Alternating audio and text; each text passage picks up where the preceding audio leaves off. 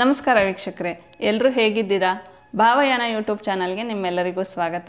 ನಾನು ಸವಿತಾ ಮಾತಾಡ್ತಾ ಇದ್ದೀನಿ. ಫ್ರೆಂಡ್ಸ್, ಇವತ್ತಿನ ವಿಡಿಯೋದಲ್ಲಿ ನಾನು ಗಾರ್ಡನಿಂಗ್ ಬಗ್ಗೆ ಮಾಹಿತಿಯನ್ನು ತಿಳಿಸ್ಕೊಡ್ತಾ ಇದ್ದೀನಿ. ಅಂದರೆ ಒಂದು ಪಾಟ್ನಲ್ಲಿ ಗಿಡ ಬೆಳಿಬೇಕು ಅಂದರೆ ಆ ಪಾಟ್ಗೆ ಹಾಕ್ತಕ್ಕಂತಹ ಮಣ್ಣು ಯಾವ ರೀತಿ ಇರಬೇಕು, ಅದಕ್ಕೆ ಗೊಬ್ಬರವನ್ನು ಯಾವ ಪ್ರಮಾಣದಲ್ಲಿ ಮಿಕ್ಸ್ ಮಾಡಬೇಕು ಅನ್ನೋದನ್ನು ಈ ವಿಡಿಯೋದಲ್ಲಿ ತಿಳಿಸ್ಕೊಡ್ತಾ ಇದ್ದೀನಿ.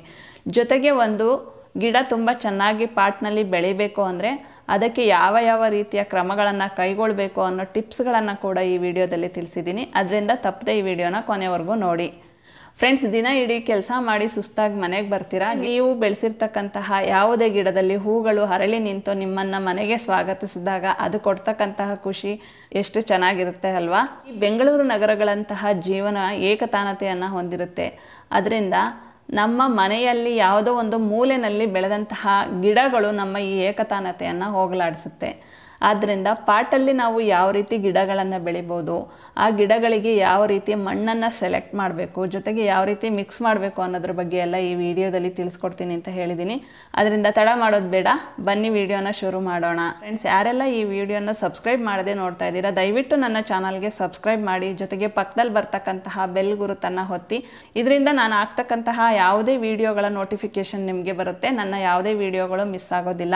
ಜೊತೆಗೆ ಈ ವಿಡಿಯೋ ಇಷ್ಟ ಆದರೆ ಲೈಕ್ ಮಾಡಿ, ಶೇರ್ ಮಾಡಿ, ಕಮೆಂಟ್ ಮಾಡಿ ಅಂತ ಕೇಳ್ಕೊಳ್ತಾ ಬನ್ನಿ ಶುರು ಮಾಡೋಣ ಭಾವಯಾನ.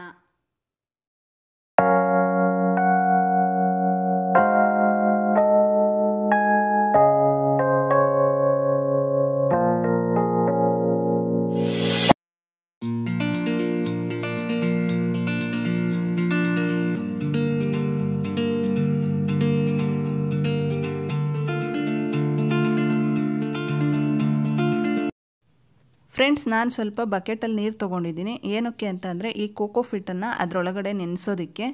ಇದು ಇಟ್ಟಿಗೆ ಥರ ಇದೆ ಸ್ವಲ್ಪ, ಬಟ್ ಇದು ನೆನೆದ ಮೇಲೆ ಫುಲ್ ಪೌಡರ್ ಥರ ಆಗಿ ಎಷ್ಟೊಂದು ಆಗುತ್ತೆ ಅನ್ನೋದನ್ನು ನಾನು ನಿಮಗೆ ತೋರಿಸ್ತೀನಿ. ಫ್ರೆಂಡ್ಸ್, ಕೋಕೋ ಫಿಟ್ ಅಂದರೆ ಬೇರೆ ಏನೂ ಅಲ್ಲ, ತೆಂಗಿನಕಾಯಿನಲ್ಲಿ ಮೇಲ್ಗಡೆ ಸಿಪ್ಪೆ ಬರುತ್ತಲ್ಲ, ಅದನ್ನು ನಮ್ಮ ಕಡೆ ಎಲ್ಲ ಮಟ್ಟೆ ಅಂತ ಹೇಳ್ತೀವಿ. ಆ ಸಿಪ್ಪೆನಲ್ಲಿ ಗುಂಜು ಅಂತ ಹೇಳ್ತೀವಿ, ನಾರು ಥರದ್ದೆಲ್ಲ ಇರುತ್ತಲ್ಲ, ಅದರಲ್ಲಿ ಆ ಗುಂಜಿನಲ್ಲಿ ನಾರನ್ನೆಲ್ಲ ತೆಗೆದ್ಬಿಟ್ಟು ಪೌಡರ್ ಉಳಿಯುತ್ತಲ್ಲ, ಆ ಪೌಡರನ್ನು ನೀರಿನಲ್ಲಿ ಕಲಿಸ್ಬಿಟ್ಟು ಇದನ್ನು ಇಟ್ಟಿಗೆ ಥರ ಈ ರೀತಿ ಮಾಡಿರ್ತಾರೆ. ನಾನು ಇದನ್ನು ಆನ್ಲೈನಲ್ಲಿ ತರಿಸಿದ್ದೆ. ಇದು 1 kgಗೆ 171 ರೂಪಾಯಿ ಆಗಿತ್ತು. ಈಗ ನಾನು ನೀರಿನಲ್ಲಿ ನೆನೆಸ್ತಾ ಇರ್ತಕ್ಕಂಥ ಇಟ್ಟಿಗೆ ಥರ ಇದೆಯಲ್ಲ, ಆ ಥರದ್ದು 2 ಬಂದಿತ್ತು 1 kgಗೆ. ಫ್ರೆಂಡ್ಸ್, ಈ ಕೋಕೋ ಫಿಟ್ಟನ್ನು ಗಿಡಗಳಿಗೆ ಬಳಸೋದ್ರಿಂದ ಏನಾಗುತ್ತೆ ಅನ್ನೋದನ್ನು ನಾನು ಹೇಳ್ತಾ ಹೋಗ್ತೀನಿ. ನಾನು ನಿಮಗೆ ಮೊದಲೇ ಹೇಳಿದ್ದೆ, ಗಿಡ ಪಾಟ್ನಲ್ಲಿ ಚೆನ್ನಾಗಿ ಬರಬೇಕು ಅಂದರೆ ಏನೇನು ಟಿಪ್ಸ್ಗಳನ್ನು ಯೂಸ್ ಮಾಡಬೇಕು ಅನ್ನೋದನ್ನು ಹೇಳ್ತಾ ಹೋಗ್ತೀನಿ ಅಂತ. ಅದರಲ್ಲಿ ಈ ಪಾಟ್ಗೆ ಕೋಕೋ ಫಿಟ್ಟನ್ನು ಬಳಸೋದು ಕೂಡ ಒಂದು. ಕೋಕೋ ಫಿಟ್ನ ಬಳಸೋದ್ರಿಂದ ಮುಖ್ಯವಾಗಿ ಮಣ್ಣಿನಲ್ಲಿ ತೇವಾಂಶ ಇರುತ್ತೆ. ಮಣ್ಣಿನ ತೇವಾಂಶವನ್ನು ಹಿಡಿದಿಡುವಂತಹ ಶಕ್ತಿ ಕೋಕೋ ಫಿಟ್ನಲ್ಲಿದೆ. ಕೋಕೋ ಫಿಟ್ ಅಂದರೆ ತೆಂಗಿನಕಾಯಿನ ಸಿಪ್ಪೆಯಲ್ಲಿ ಬರುವಂಥ ಪುಡಿ ಅಷ್ಟೇ. ಕೋಕೋ ಫಿಟ್ನ ಗಿಡಗಳಿಗೆ ಬಳಸೋದ್ರಿಂದ ಮಣ್ಣು ಹಗುರ ಆಗುತ್ತೆ ಮತ್ತು ಮೃದುವಾಗುತ್ತೆ. ಅಂದರೆ ನಾವು ಬರೀ ಮಣ್ಣನ್ನು ಬಳಸಿದಾಗ ಅದು ನೀರು ಹಾಕಿದ ತಕ್ಷಣವೇ ಎಲ್ಲ ಗಟ್ಟಿಯಾಗಿ ಕುತ್ಕೊಂಡ್ಬಿಡುತ್ತೆ. ಇದರಿಂದ ಬೇರುಗಳಿಗೆ ಉಸಿರಾಡೋಕ್ಕೆ ತೊಂದರೆ ಆಗುತ್ತೆ. ಜೊತೆಗೆ ಅದು ಬೆಳವಣಿಗೆಗೆ ಕೂಡ ತೊಂದರೆ ಮಾಡುತ್ತೆ. ಈ ಕೋಕೋ ಫಿಟ್ನ ಬಳಸೋದ್ರಿಂದ ಮಣ್ಣು ಸ್ವಲ್ಪ ಹಗುರ ಆದಂಗಾಗಿ ಸ್ವಲ್ಪ ಬೇರುಗಳಿಗೆಲ್ಲ ಉಸಿರಾಡೋದಕ್ಕೆ ಸಹಾಯ ಆಗುತ್ತೆ. ಯಾವುದೇ ಇದರಲ್ಲಿ ಬೀಜ ಹಾಕಿದ್ರೂ ಅಷ್ಟೇ, ಬೀಜಗಳು ಬೇಗ ಮೊಳಕೆ ಬಂದು ಗಿಡ ಚೆನ್ನಾಗಿ ಬೆಳೆಯೋಕ್ಕೆ ಸಹಾಯ ಮಾಡುತ್ತೆ. ಅದರಿಂದ ಈ ಕೋಕೋ ಫಿಟ್ಟನ್ನು ನಾವು ಪಾಟ್ಗೆ ಹಾಕ್ತಕ್ಕಂಥ ಮಣ್ಣಿನಲ್ಲಿ ಮಿಕ್ಸ್ ಮಾಡೋದು ತುಂಬ ಒಳ್ಳೆಯದು. ಫ್ರೆಂಡ್ಸ್, ನೋಡಿದ್ರಲ್ಲ, ನಾನು ನೀರಿನಲ್ಲಿ ನೆನೆಸಿದ ಇಟ್ಟಿಗೆ ಥರ ಇದ್ದಂಥ ಕೋಕೋ ಫಿಟ್ ಇಟ್ಟಿಗೆನಲ್ಲಿ ಎಷ್ಟು ಪೌಡರ್ ಬಂದಿದೆ ಅಂತ. ನಿಮಗೆ ಇಲ್ಲಿ ನೋಡೋದಕ್ಕೆ ಕಡಿಮೆ ಕಾಣಿಸ್ತಾ ಇದೆ, ಬಟ್ ಅದು ತುಂಬ ಜಾಸ್ತಿ ಇದೆ. ಫ್ರೆಂಡ್ಸ್, ನಾನು ಈ ಕೋಕೋ ಫಿಟ್ ಜೊತೆಗೆ ಈ ನೇಚರ್ ಪ್ಲಸ್ ನೀಮ್ ಮಿಕ್ಸ್ ಅನ್ನೋ ಅಂತಹ ಬೇವಿನ ಹಿಂಡಿ ಅಂತ ಹೇಳ್ಬೋದು, ಇದನ್ನು ನಾನು ಇದಕ್ಕೆ ಸ್ವಲ್ಪ ಮಿಕ್ಸ್ ಮಾಡ್ತಾ ಇದ್ದೀನಿ. ಇದನ್ನು ನೀವು ಬೇಕಿದ್ದರೆ ಹಾಕ್ಬೋದು ಅಥವಾ ಹಾಕ್ತೇನೂ ಇರ್ಬೋದು. ಇದೇನು ಹಾಕಲೇಬೇಕು ಅಂತ ಏನಿಲ್ಲ. ಇದ್ರ ಜೊತೆಗೆ ನಾನು ಮಾಮೂಲಿ ಮಣ್ಣು, ಕೆಂಪು ಮಣ್ಣನ್ನು ನಾನು ತೊಗೊಳ್ತಾ ಇದ್ದೀನಿ. ಜೊತೆಗೆ ಸ್ವಲ್ಪ ಮರಳನ್ನು ತೊಗೊಳ್ತಾ ಇದ್ದೀನಿ. ಮತ್ತು ಇದ್ರ ಜೊತೆಗೆ ಹಸುವಿನ ಅಥವಾ ದನಗಳ ಗೊಬ್ಬರವನ್ನು ನಾನಿಲ್ಲಿ ಬಳಸ್ತಾ ಇದ್ದೀನಿ. ನೋಡಿ, ಇದು ಗೊಬ್ಬರ. ಇದಿಷ್ಟನ್ನು ನಾನು ತೊಗೊಳ್ತಾ ಇದ್ದೀನಿ. ಇವಿಷ್ಟನ್ನು ಹೇಗೆ ಮಿಕ್ಸ್ ಮಾಡೋದು, ಯಾವ್ಯಾವ ಪ್ರಮಾಣದಲ್ಲಿ ಯಾವ್ಯಾವುದನ್ನು ಮಿಕ್ಸ್ ಮಾಡೋದು ಅನ್ನೋದನ್ನು ನಾನು ಇವಾಗ ತೋರಿಸ್ತೇನೆ, ಬನ್ನಿ. ನಾನು ನಿಮಗೆ ಅಳತೆ ಗೊತ್ತಾಗಲಿ ಅನ್ನೋದಕ್ಕೋಸ್ಕರ ಈ ಪ್ಲಾಸ್ಟಿಕ್ ಕಂಟೈನರ್ನಲ್ಲಿ ಯಾವ್ಯಾವುದನ್ನು ಎಷ್ಟೆಷ್ಟು ಹಾಕಬೇಕು ಅನ್ನೋದನ್ನು ತೋರಿಸ್ತಾ ಹೋಗ್ತೀನಿ. ನೋಡಿ, ಈಗ ನಾನು ಇದನ್ನು ಕೆಂಪು ಮಣ್ಣನ್ನು ತೊಗೊಳ್ತಾ ಇದ್ದೀನಿ. ಮಾಮೂಲಿ ಮಣ್ಣು ಇದೆಯಲ್ಲ, ಅದನ್ನು ನಾನು ತೊಗೊಳ್ತಾ ಇದ್ದೀನಿ. ಈ ಮಣ್ಣನ್ನು ನಾನು ಈ ಪ್ಲಾಸ್ಟಿಕ್ ಕಂಟೈನರಲ್ಲಿ 4 ಪ್ರಮಾಣದಲ್ಲಿ ತೊಗೊಳ್ತೇನೆ. ಇದು 1 2 3 4 ಪ್ರಮಾಣದಲ್ಲಿ ತೊಗೊಳ್ತಾ ಇದ್ದೀನಿ. ಫ್ರೆಂಡ್ಸ್, ಈ ಮಣ್ಣಿನಲ್ಲಿ ಬರ್ತಕ್ಕಂತಹ ದಪ್ಪ ದಪ್ಪ ಕಲ್ಲುಗಳನ್ನು ಆದಷ್ಟು ಆರಿಸ್ಬಿಟ್ಟು ಹಾಕಿ. ಇದಿರೋದ್ರಿಂದ ಒಳ್ಳೆಯದಲ್ಲ. ಎಷ್ಟೆಷ್ಟು ದಪ್ಪ ಕಲ್ಲುಗಳಿದೆ ನಾನು ಇದನ್ನೆಲ್ಲ ತೆಗಿತಾ ಇದ್ದೀನಿ.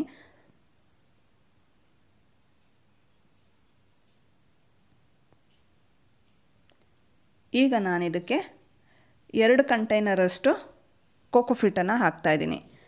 ನೋಡಿ, ಇದು 2 ಕಂಟೈನರ್ ಹಾಕಿದ್ದೀನಿ ಇದ್ರ ಜೊತೆಗೆ. ನೆಕ್ಸ್ಟ್ ನಾನಿವಾಗ ಇದಕ್ಕೆ ಮರಳನ್ನು ತೊಗೊಳ್ತಾ ಇದ್ದೀನಿ. ಮರಳು ಅಷ್ಟೇ 2 ಕಂಟೈನರ್ ತೊಗೊಳ್ತಾ ಇದ್ದೀನಿ.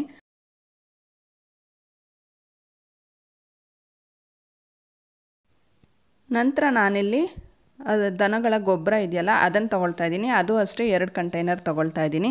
ಫ್ರೆಂಡ್ಸ್, ಗೊಬ್ಬರದಲ್ಲಿ ಕಡ್ಡಿ ಕಸ ಅಥವಾ ಆ ಥರದ್ದಿದ್ದರೆ ಓಕೆ, ಬಟ್ ಪ್ಲಾಸ್ಟಿಕ್ಕು ಚೀಲಗಳದ್ದು ಆ ಥರದ್ದೇನಾದರೂ ಇದ್ದರೆ ಆದಷ್ಟು ಅದನ್ನೆಲ್ಲ ಆರಿಸ್ಬಿಟ್ಟು ಹಾಕಿ.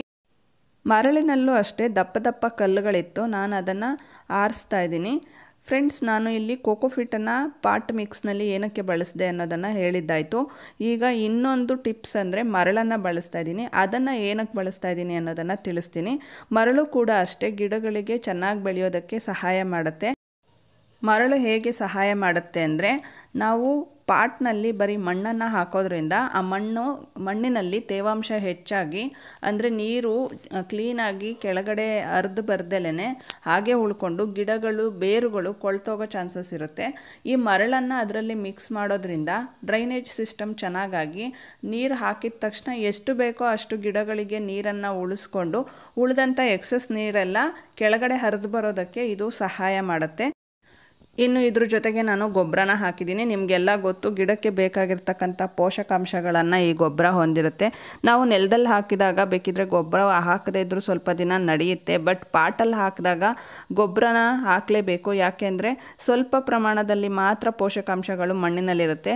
ಅದೇ ನೆಲದಲ್ಲಿ ಹಾಕಿದಾಗ ಬೇರುಗಳನ್ನು ಬೇರೆ ಬೇರೆ ಕಡೆ ಬಿಟ್ಟು ಗಿಡ ಅದಕ್ಕೆ ಬೇಕಾದಂಥ ಪೋಷಕಾಂಶಗಳನ್ನು ತಗೊಳ್ಳುತ್ತೆ. ಬಟ್ ನಾವು ಪಾಟ್ನಲ್ಲಿ ಸೀಮಿತ ಪ್ರದೇಶದಲ್ಲಿ ಗಿಡ ಬೆಳೀತಾ ಇರುತ್ತೆ, ಸ್ವಲ್ಪ ಮಣ್ಣಿರುತ್ತೆ, ಅದರಲ್ಲಿ ಮಾತ್ರ ಬೆಳೀತಾ ಇರುತ್ತೆ. ಹಾಗಾಗಿ ನಾವು ಗಿಡಗಳಿಗೆ ಗೊಬ್ಬರವನ್ನು ಹಾಕಲೇಬೇಕಾಗತ್ತೆ.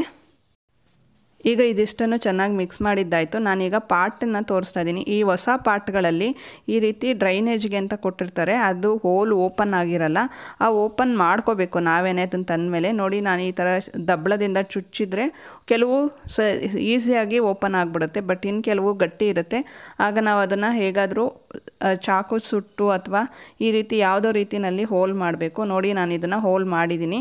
ಈ ರೀತಿ ಹೋಲ್ ಮಾಡಿನೇ ಹಾಕಬೇಕು. ಕೆಲವು ಪಾಟ್ಗಳಲ್ಲಿ ಫಸ್ಟೇ ಹೋಲ್ ಕೊಟ್ಟಿರ್ತಾರೆ, ಬಟ್ ಇದರಲ್ಲಿ ಕೆಲವರಲ್ಲಿ ಕೊಟ್ಟಿರಲ್ಲ. ನಾನೀಗ ನೋಡ್ಬೋದು, ಇದು ಓಪನ್ ಆಗಲಿಲ್ಲ ಅಂದ್ಬಿಟ್ಟು ಚಾಕಲ್ಲಿ ಸುಟ್ಟುಬಿಟ್ಟು ಹಾಕಿದ್ದೀನಿ, ಹಂಗಾಗಿ ಜಾಸ್ತಿ ದೊಡ್ಡ ಹೋಲ್ ಆಯಿತು.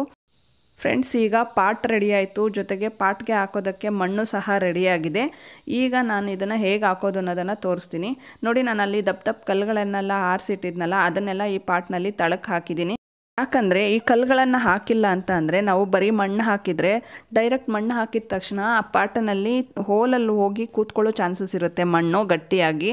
ಆಗ ನೀರು ಕೆಳಗಡೆ ನೀಟಾಗಿ ಹರಿದೋಗೋದಕ್ಕೆ ಸಹಾಯ ಆಗೋದಿಲ್ಲ. ಜೊತೆಗೆ ಕೆಲವು ಟೈಮು ಮಣ್ಣು ಸಹ ನೀರಿನ ಜೊತೆ ಹೊರಗಡೆಗೆ ಬಂದುಬಿಡುತ್ತೆ. ಪಾಟಲ್ಲಿ ಇರೋದೇ ಸ್ವಲ್ಪ ಮಣ್ಣು, ಅದ್ರ ಜೊತೆ ನೀರು ಹಾಕಿದಾಗಲೆಲ್ಲ ಮಣ್ಣು ಕೆಳಗಡೆ ಹೋಗ್ತಾ ಇದ್ದರೆ ಆ ಮಣ್ಣು ಸಹ ಕಡಿಮೆ ಆಗಿ ಅದರಲ್ಲಿರ್ತಕ್ಕಂಥ ಗೊಬ್ಬರದ ಅಂಶ ಎಲ್ಲ ಕೂಡ ಹೋಗ್ತಾ ಇರುತ್ತೆ. ಹಾಗಾಗಿ ನಾವು ಈ ರೀತಿ ಕಲ್ಲುಗಳನ್ನು ಹಾಕಿದಾಗ ಮೇಲ್ಗಡೆ ಮಣ್ಣು ಉಳ್ಕೊಳ್ಳುತ್ತೆ, ಕೆಳಗಡೆ ಕಲ್ಲುಗಳ ಮೂಲಕ ನೀರು ಸರಾಗವಾಗಿ ಕೆಳಗಡೆ ಹರಿದೋಗೋದಕ್ಕೆ ಹೆಲ್ಪ್ ಆಗುತ್ತೆ. ಫಸ್ಟ್ ಸ್ವಲ್ಪ ಮಣ್ಣನ್ನು ಹಾಕಿದ್ದೀನಿ ಈಗ ಇದಕ್ಕೆ ನಾನು ಗಿಡ ಹಾಕೋದಕ್ಕೆ ಈ ಗಿಡನ ತೊಗೊಳ್ತಾ ಇದ್ದೀನಿ. ನಾನು ಈ ಪಾಮ್ ಗಿಡನ ತೊಗೊಂಡು ಬಂದಿದ್ದೀನಿ. ನರ್ಸರಿನಲ್ಲಿ ಇದು ಕವರ್ನಲ್ಲಿ ಹಾಕಿ ಬೆಳೆಸಿದ್ದಾರೆ. ನಾನು ಈ ಕವರನ್ನು ಕಟ್ ಮಾಡಿ ಈ ಗಿಡನ ಪಾಟಲ್ಲಿ ಹಾಕ್ತೇನೆ. ನೋಡಿ, ಈ ರೀತಿ ಕವರ್ ಇದೆ, ಅದನ್ನು ನಾನೀಗ ಕಟ್ ಮಾಡ್ತಾ ಇದ್ದೀನಿ. ಕಟ್ ಮಾಡಿಬಿಟ್ಟು ಒಂದು ಸಲ ಹಿಂಗೆ ಎಳೆದ್ರೆ ಸಾಕು, ಆ ಕವರ್ ಫುಲ್ ಬಂದುಬಿಡುತ್ತೆ. ನೋಡಿ, ಈ ಕವರ್ ಈಗ ಬಂತು. ಈ ಗಿಡನ ನಾವೀಗ ಪಾಟಲ್ಲಿ ಇಡೋಣ. ಫಸ್ಟೇ ನಾವು ಜಾಸ್ತಿ ಮಣ್ಣು ಹಾಕ್ಬಿಟ್ರೆ ಈ ರೀತಿ ಗಿಡನ ಅಲ್ಲಿಟ್ಟಾಗ ಮೇಲೆ ಬರೋದಕ್ಕೆ ಚಾನ್ಸಸ್ ಇರುತ್ತೆ. ಅದರಿಂದ ನಾವು ಫಸ್ಟು ಸ್ವಲ್ಪ ಮಣ್ಣು ಹಾಕಿದ್ದೆ, ಈಗ ಫುಲ್ ಮಣ್ಣು ಹಾಕ್ತಾಯಿದ್ದೀನಿ. ಫ್ರೆಂಡ್ಸ್, ಆದಷ್ಟು ನೀವು ಪಾಟನ್ನು ಗಿಡಕ್ಕೆ ತಕ್ಕಂತೆ ತೊಗೊಳ್ಳಿ. ಈ ಗಿಡಕ್ಕೆ ದೊಡ್ಡದಾದ ಪಾಟ್ ಬೇಕಿತ್ತು, ಅದಕ್ಕೋಸ್ಕರ ನಾನು ದೊಡ್ಡ ಪಾಟನ್ನು ತೊಗೊಂಡಿದ್ದೀನಿ. ಇನ್ನು ಸ್ವಲ್ಪ ಚಿಕ್ಕ ಗಿಡಗಳು, ಅದು ತುಂಬ ಬೆಳೆಯೋದಿಲ್ಲ ಅನ್ನೋ ಅಂಥ ಗಿಡಗಳಿಗೆ ಸಣ್ಣ ಪಾಟ್ಗಳಾದರೆ ಸಾಕಾಗುತ್ತೆ. ಇದು ತುಂಬ ಬೆಳೆಯುತ್ತೆ ಅನ್ನೋದಕ್ಕಿಂತ ಇದು ದೊಡ್ಡ ಗಿಡ, ಅದರಿಂದ ಇದು ದೊಡ್ಡ ಪಾಟಲ್ಲೇ ಹಾಕ್ತಾಯಿದ್ದೀನಿ. ಫ್ರೆಂಡ್ಸ್, ನೋಡಿದ್ರಲ್ಲ ಪಾಟ್ಗೆ ಹಾಕೋದಕ್ಕೆ ಮಣ್ಣನ್ನು ಹೇಗೆ ಮಿಕ್ಸ್ ಮಾಡಬೇಕು, ಜೊತೆಗೆ ಒಂದು ಪಾಟ್ನಲ್ಲಿ ಗಿಡನ ಹೇಗೆ ನೆಡಬೇಕು ಅನ್ನೋದನ್ನು. ನಿಮಗೆಲ್ಲ ಈ ವಿಡಿಯೋ ಇಷ್ಟ ಆಗಿದೆ ಅಂತ ಅಂದ್ಕೊಳ್ತೀನಿ. ಇಷ್ಟ ಆಗಿದರೆ ದಯವಿಟ್ಟು ನನ್ನ ಚಾನಲ್ಗೆ ಸಬ್ಸ್ಕ್ರೈಬ್ ಮಾಡಿ, ಜೊತೆಗೆ ಈ ವಿಡಿಯೋನ ಲೈಕ್ ಮಾಡಿ, ಶೇರ್ ಮಾಡಿ, ಕಮೆಂಟ್ ಮಾಡಿ. ಫ್ರೆಂಡ್ಸ್, ಪಾಟ್ಗೆ ಗಿಡ ಹಾಕಿದ್ಮೇಲೆ ನೀರು ಹಾಕೋದನ್ನು ಮರಿಬೇಡಿ.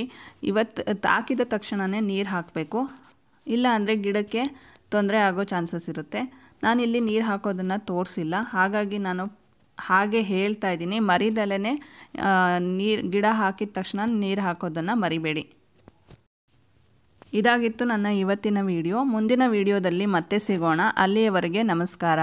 Take care. ಬಾಯ್ ಬಾಯ್.